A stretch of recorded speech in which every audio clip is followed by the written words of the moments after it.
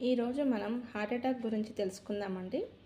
Heart attack లక్షణాలు సడన్గా ఛాతీ బరువుగా అనిపించడం, ఛాతీలో మంటలా అనిపించడం, గ్యాస్ ట్రబుల్ లాగా అనిపించడం, చెమటలు బాగా పెట్టడం మరియు ఎడమ చేతి నొప్పి విపరీతంగా ఉంటుందండి. అలాగే భుజం నొప్పి, కుడి చేతి నొప్పి, అలాగే హార్ట్ అటాక్ లక్షణాలండి. ఇలా ఏ లక్షణం మనకు కనిపించినా దగ్గరలోని హాస్పిటల్కి వెళ్ళాలండి. 24 గంటల్లో మనం హాస్పిటల్కి వెళ్ళినప్పుడు డాక్టర్ గారు యాంజియోగ్రామ్ చెకప్ చేస్తారండి. యాంజియోగ్రామ్ అంటే కరోనరీ యాంజియోగ్రామ్ అండి. ఈ టెస్ట్ ద్వారా మన హార్ట్లో ఏమైనా బ్లాక్స్ ఉన్నాయా అనేది తెలుసుకుంటారండి. తద్వారా బ్లాక్స్ ఉంటే దానికి ట్రీట్మెంట్ చేస్తారు, అంటే స్టెంట్స్ వేస్తారండి. అది మెడిసిన్స్తో తయారై ఉంటుందండి. ఇది కరోనరీ యాంజియోప్లాస్టీ అంటారు.